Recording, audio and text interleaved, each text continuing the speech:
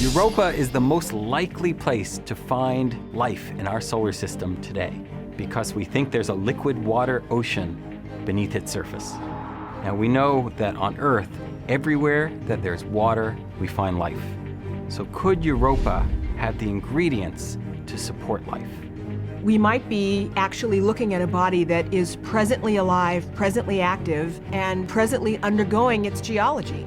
There is too much evidence right now lying around on the surface, the red stuff, that suggests that something's going on there. Is that an environment that is habitable for any sort of life form? By golly, we really have got to go back and figure that out. In a few seconds, you'll hear that Europa is bathed with intense radiation from the planet Jupiter.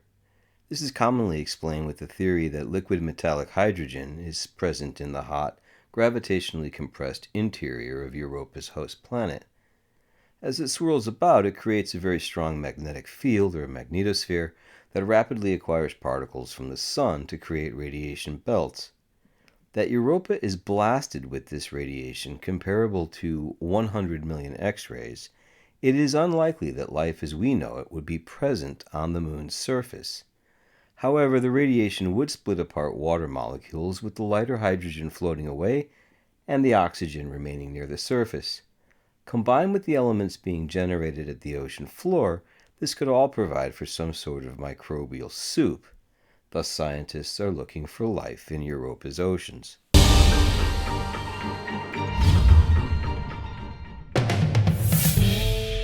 We have designed the Europa Mission to take a spacecraft and its set of instruments all the way from planet Earth to Jupiter. Previous mission concepts were for a spacecraft that would orbit Europa, but Europa is bathed in radiation from Jupiter. Any mission that goes in the vicinity of Europa is cooked pretty quickly. Instead, we're looking at a mission that will orbit Jupiter, make close flybys of Europa, and then zip out of the high radiation region. Kind of like when I was a kid, we had the sprinklers, and we didn't want to be too close to the sprinkler head, so we would run in and get a little water and then run back out again. This allows us to have a mission that's many years long and to collect and transmit lots and lots of data. As Europa orbits Jupiter, it flexes, and we could measure the gravitational change of Europa by encountering Europa at different points in its orbit. On a typical flyby, we would turn on our remote sensing instruments, we would image the surface, we would interrogate the surface with spectroscopy, and we would do the same thing on the way out. And we would essentially rinse and repeat, and do this many, many times until we understand Europa globally. Images from the Hubble Space Telescope tells us that Europa might be erupting plumes of water high into space. If that's true, then we could fly through those plumes with a spacecraft and literally taste it to understand the composition of Europa's interior. If it does have the ability to harbor life, how does that work exactly?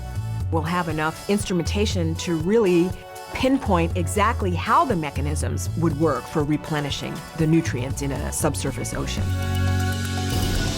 Europa is so important because we want to understand, are we alone in the cosmos? If there's life in Europa, it almost certainly was completely independent from the origin of life on Earth.